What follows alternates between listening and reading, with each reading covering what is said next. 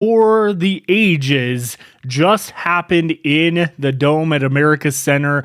The Michigan Panthers and St. Louis Battlehawks went to all strives to put on a clinic for the UFL. And let me tell you, if this game got any extra viewership because of the draft and how the draft ended and it led into this game, I will tell you right now, fans, welcome to the UFL, because this is exactly what us fans have been waiting for. And let me tell you, after last night's game of saying it was an absolute amazing game, I'm going to be honest with you. This may be up there with another top game of mine, because we just saw the ultimate showdown between the Panthers and the Battlehawks. Now, of course, during this game, I took full notes. I have probably about 3 pages worth of notes and overall coverage of this game. I'm going to give you my reaction to it. I'm going to give you my full recap, and we are going to talk stats in this game, because this was a showdown like no other. Michigan versus St. Louis. The Panthers received the ball to start the game off, and there was a penalty on the kickoff that really set the tone right off the bat for the Panthers that things were not going great. It set them on their own 8-yard line and quickly went to a 3-and-out. Quite frankly, they looked really rough on this drive and just all together to start this game. The crowd was loud and really made you wonder what we were in for this game. On the very next drive, Max Duggan came out and got the drive going and moved the chains with a run right up the middle that would be a bit of foreshadowing on this drive with Max, showing how he can hurt you just using his legs, going for a total of 24 yards. But would ultimately end in having to go for a field goal. 44 yards, Blankenship continuing to be perfect with his field goals, making 11 for 11 and making the 3-0 game for the Battlehawks with 8.5 minutes left on the clock in the first. The next drive, we saw the Panthers showed a much better drive, with them going 72 total yards in 8 plays for a touchdown pass from Perkins, the Gunner Oaks. And that would end by missing the 1-point conversion, making the score 6-3 with 3 minutes and 52 seconds left in the first. I will tell you, between the two drives that technically 3 drives, I guess, with the opening going so quick, but between the 2 drives with St. Louis and then Michigan, they ran through this first quarter pretty quick. At that point, we know that the Michigan Panthers looked phenomenal on defense on this next drive, leading to a quick 3-and-out. And that let the Panthers offense get right back on the field, and it was the same story again. Panthers with Perkins laying in some key passes to Mariner and Samson Nakua. This would lead to the end of the first quarter. But with the crowd getting loud and causing some issues, the Battlehawks came up strong on a 2nd and 10 and got a sack, causing a 3rd and 17. Panthers would then lead to calling a timeout at that point. But Towel would get a short pass and run for a close first down, and they would go for it on 4th and 3. But with another short pass this time to Turner, he'd fight for the first down and come up 2.3 inches short, courtesy of True Line, and they would turn the ball over on downs. This was a struggle at that very moment, because it looked like that same offense we saw to open the game kind of was coming back to life for the Panthers. On the next drive, the Battlehawks offense really started to get things working on this drive, with Jacob Sailors and Max Duggan stealing the show and going a total of 68 yards, with the 2022 Heisman finalist has showed up and rushed in for a beautiful touchdown from the 2-yard line. Sailors would come up short on the 1-point conversion, the drive would go for 68 yards, 9 plays, with Duggan rushing for 22 yards, while Sailors getting a total of 37 yards between rushing and receptions. Blake Jackson also contributing with an 8-yard reception. Overall, this drive really showed us just how special Max Duggan truly is when it comes to the overall presence of this guy. Like, he is amazing. Now, of course, we know they worked very well with Manny Wilkins before he is now out for the season, but Max Duggan has a future. And let me tell you, this game just kept getting better and better. On the next drive for the Panthers, we do see the use of the 2 quarterbacks for the Panthers, with Danny Edeling coming in. And I will tell you right off the bat, this has got to be the worst decision that Mike Nolan continues to make with Danny Edeling. He's just not that great. And it cost them, in my opinion, this game and this overall perception here of what happened on this drive, in my opinion, cost the Panthers the game overall, and we'll talk about why. So, again, at this point, we all know that Mike Nolan has been criticized by fans, by media, whatever the case may be, for sticking with Danny Edeling, to the point that he got hurt in the one game, and like I had made the comment in one of my videos, that I saw Michigan Panthers fans and some people that have media credentials like cheering that Danny got hurt so that he would stick to Bryce Perkins, which is crazy to me. But at this point in the game, Perkins was 11 for 12 with 101 yards and a touchdown. Okay. Edeling continued to either throw short passes that didn't do much or overthrow his receivers, resulting in some communication issues that led to the Panthers having to waste their second timeout already with 3 minutes left in the half. On the very next play, I kid you not, that they ended up getting a false start and then a blow-in play that nearly threw a pick after not getting sacked. Samson Nakua then stepped up on the next play and caught a tight catch and got the first down at 2-minute warning. 2 back-to-back bad passes for Edeling would end up throwing a pick to Battlehawks Cameron Kelly. Right here, they were on the drive to potentially score heading in to halftime. Danny Edeling comes in, he throws a pick. Guess what happens? This is why, and again, this is why Bryce Perkins needs to stay in. On the very next play, Max Duggan came in and threw a massive pass to Jake Sutherland, and also got a roughing the passer, putting them on the Panthers' 2-yard line with 1 minute and 29 seconds left. It only take Max and the offense 3 plays to get another touchdown after a false start would kick them back 5 yards, but that wouldn't stop Duggan running it in for that touchdown and going for a 2-point conversion and getting it to Jake Sutherland for the completion and a 2-point conversion, and successfully completing a 2-point conversion, now leading 17-6 with 28 seconds remaining in the half. 3 plays for 31 yards. Panthers would down the ball as we went into the half. Now, of course, again, as I said, I feel that this play here, this drive that the Panthers did, bringing in Danny Edeling, that Mike Nolan continues to do, cost them this game. Because as we get down in the game later on, if they'd have scored a touchdown there, I think that would have changed the momentum of the game and potentially had St. Louis on the up track trying to catch up at the end of the game. But that's not what happened here.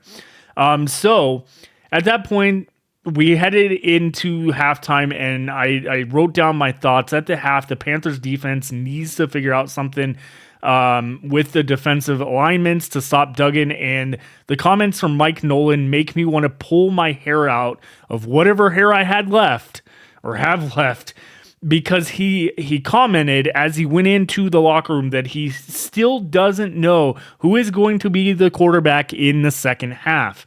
This to me at this point made no sense and will cost the Panthers going forward in their season, let alone in this game period. As at the half, Danny was 2 for 7, 27 yards, and an interception. I'm not quite sure what he sees in Danny, but even commentary was stating that this is Perkins' team, and they need to go with that route, and I completely agree. Then we get into the second half, and let me tell you, the second half of this game, I don't know if you want to call it a more offensive matchup. I know a lot of fans out there have been complaining of just the low scoring games, the offensive's not very vibing, and we're getting a lot more field goals. Well, let me tell you, in this game, that didn't happen. Because in the second half, St. Louis gets the ball to start the second half, and Duggan went for a long pass and got defensive pass interference. But Michigan, and this will be a key factor. Let me tell you, this will be a key factor that will cost them later in this game. Just minutes into the second half, Michigan challenged, calling it, basically stating that it was actually offensive pass interference and it wasn't defensive pass interference. Now, Dean Blandino in the control room was trying to explain to them, hey, if he's going to challenge this and he wants also to have offensive pass interference, then it would just result in the call. Essentially, at that point, basically the penalties would offset or whatnot. Well, come to find out, nope, it was not offensive pass interference, and the defensive pass interference stayed, which cost them the super challenge and a timeout very early in the second half, which, let me tell you, is going to cost them later in the game. So Duggan and Sailors continue to run the ball all over the Panthers defense, and Duggan is at this point averaging 10 yards per carry.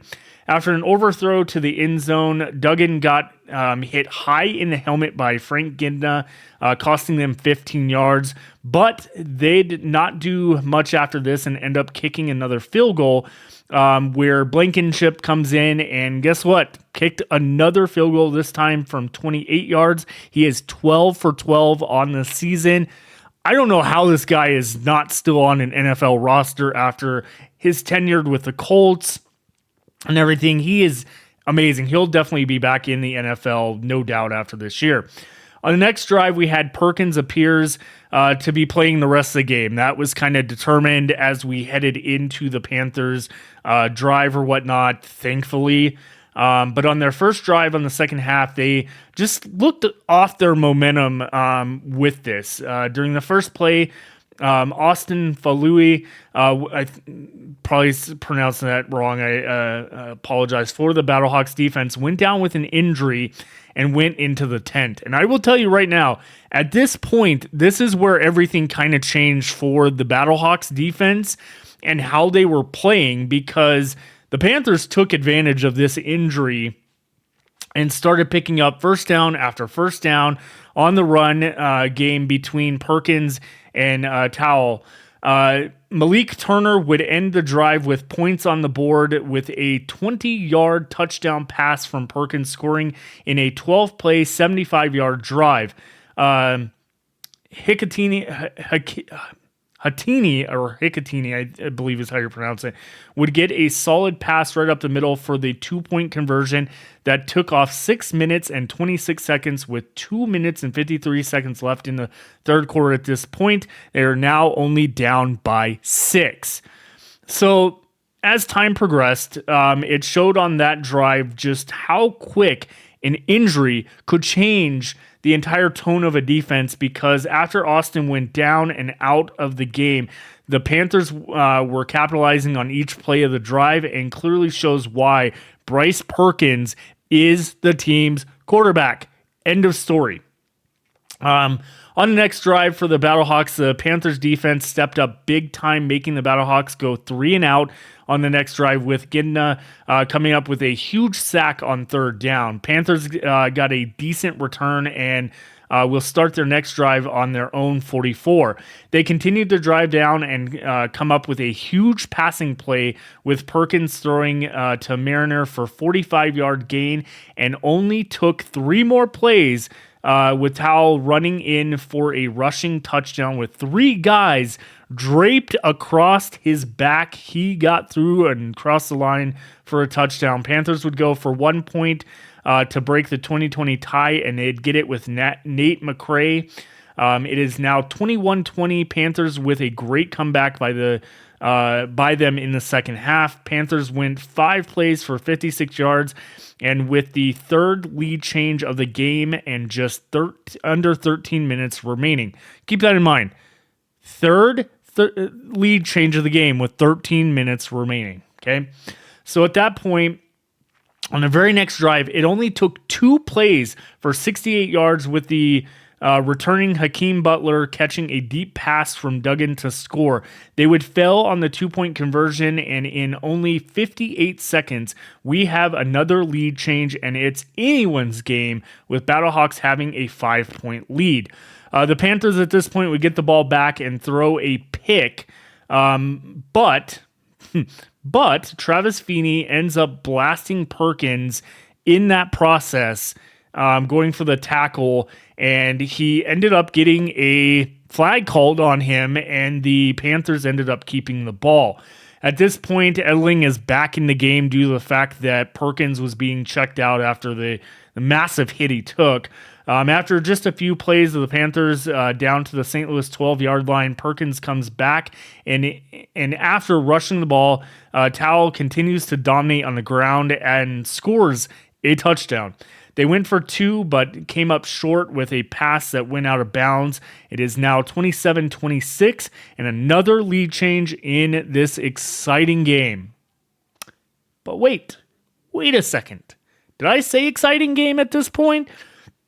Because 2 plays later for the Battlehawks, Blake Jackson snapped the ball and threw a 57-yard touchdown pass to Hakeem Butler for another lead change. Battlehawks would fail on the 2-point conversion, now leading 32-27 with just under 6 minutes remaining in the game.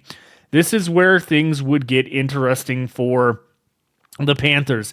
The Panthers came out and got down to a critical 4th and 1 with 3 minutes and 50 seconds remaining on the clock, and Towell gets the first with a run up the middle. Perkins then throws an amazing pass to Samson Nakua for a 16-yard gain, and then a quick run play for 3 yards as it comes down to the 2-minute warning in the game.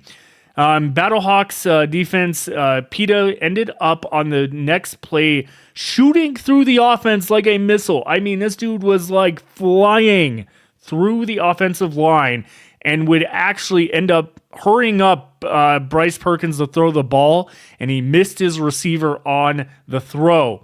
At this point, they would end up on the very next play, turning over on downs as they went for it on 4th down. This would pretty much be the game for the Michigan Panthers. The Panthers only had 1 timeout remaining at that point and called it on 2nd and 2 with 1 minute and 36 seconds remaining. Battlehawks looked to wrap up the game, and they ended up doing that with a 1st down, and that was it. Battlehawks would win the game 32-27. And like I said last night, I may have spoken too soon with this game, or with last night's game, of being one of the best games I've seen, because this may be up there with that one as well. This was a highly strong offensive game. There's a lot of work to do on the defensive side for both teams with how high scoring this was, but both teams walk away looking very good in the end. Bryce Perkins, again, deserves to be the starting quarterback in Michigan for the rest of the season. End of story. Overall, the Battlehawks go into the win column and are now 3-2 on the season, and it continues again in this league to see anyone having a chance at playoffs, but St. Louis is making a name for themselves in the run game between Max Duggan, Jacob Sailors, and then, of course, receiving with Butler returning just showed how amazing this team is going to be as we head towards the final half of the season. Again, the XFL division, you have 3 teams that, depending on tomorrow, we will have a clear-cut number one team in the XFL conference between the DC Defenders and Arlington Renegades. And the other team will be essentially tied with the St.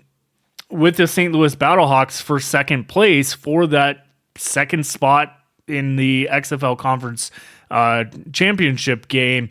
But we still have a long season to go. Most of these teams, either the four playing tomorrow, still have technically 6 games left. Now, for the Battlehawks and Panthers, they all have 5 games remaining throughout the season. And quite frankly, it's going to be a tough game for the Michigan Panthers to continue. I mean, they're doing well with Bryce Perkins. The defense needs a little bit of work. If they can get that underway, they need to get over this hump with playing the Birmingham Stallions. If the Stallions continue to play well throughout the season, we very much will have another Michigan Panthers, Birmingham Stallions playoff game when it comes to the USFL conference championship game. And I truly do not know if they can get it done. It is the Birmingham Stallions are the Panthers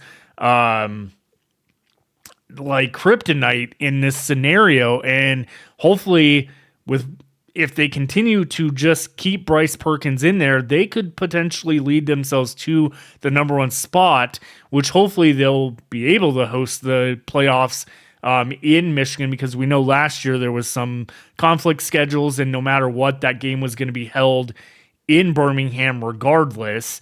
And I think that this year, depending on how the Stallions do the rest of the year, you have Houston, who could make a run. The Showboats, I'm not 100% sure on, but both of those teams obviously play tomorrow. We'll see how that works out for them in that first game tomorrow morning. But I mean, whoever wins that game has that potential to potentially knock the Birmingham Stallions out of second place, or the Panthers, depending on who it is.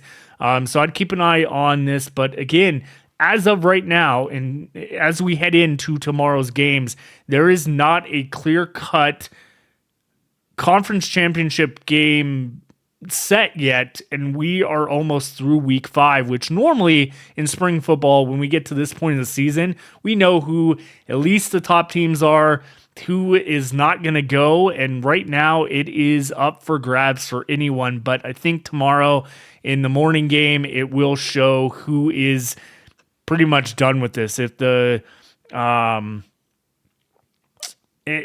essentially when it comes to Houston, I mean, it's a tough call with the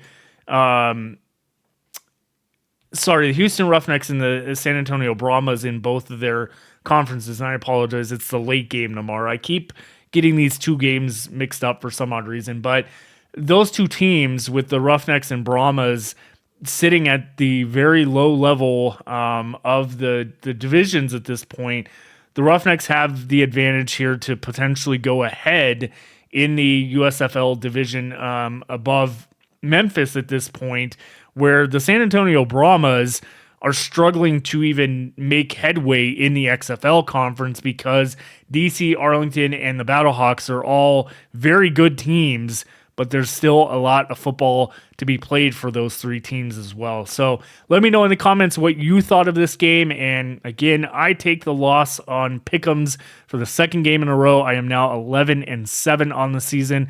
So thank you again, and we'll see you on the flip side. Have a great one, everyone.